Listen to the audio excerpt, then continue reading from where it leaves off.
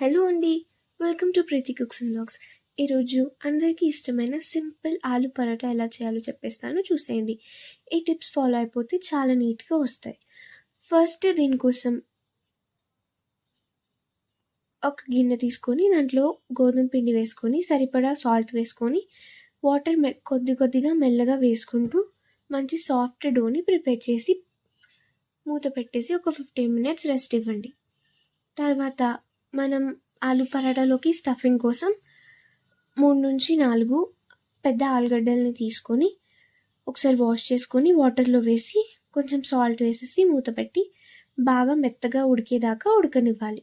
తర్వాత ఆలుగడ్డల్ని పీల్ చేసేసి ఒక గ్లాసు లేకపోతే మ్యాషర్ తీసుకొని బాగా మ్యాష్ చేసి పక్కన పెట్టుకోవాలి.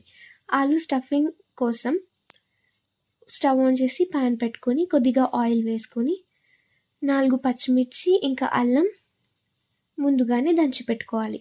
ఆ దంచి పెట్టుకున్న అల్లం ఇంకా పచ్చిమిర్చి ఆయిల్లో వేసేసి అది కొంచెం ఫ్రై అయిన తర్వాత మనం మ్యాష్ చేసి పెట్టుకున్న ఆలుగడ్డల్ని వేసేయాలి. తర్వాత కొద్దిగా ఉప్పు, పసుపు, 1 టీ స్పూన్ కారం, 1/2 టీ స్పూన్ ధనియాల పొడి, 1/2 టీ స్పూన్ గరం మసాలా, ఇంకా మీ దగ్గర ఉంటే చాట్ మసాలా కూడా వేసుకోవచ్చు. తర్వాత ఇవంతా బాగా మిక్స్ చేసుకొని కొంచెం గడ్డలు లేకుండా నీట్గా మిక్స్ చేసి పక్కన పెట్టుకోవాలి. ఇందాక మనం పక్కన పెట్టుకున్న గోధుమ పిండిని ఈక్వల్ బాల్స్ లాగా డివైడ్ చేసుకోవాలి.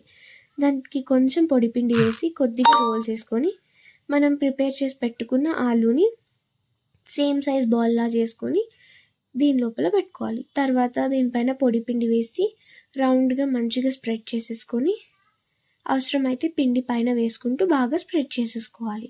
ఇలా స్ప్రెడ్ చేసిన తర్వాత స్టవ్ మీద చపాతీ పెనం పెట్టుకొని దాని మీద మనం చేసుకున్న ఆలు పరోటాని వేసేసుకోవాలి.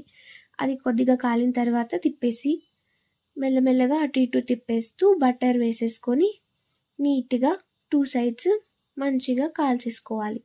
అంతేనండి, సింపుల్ ఆలు పరోటా రెడీ అయిపోతుంది.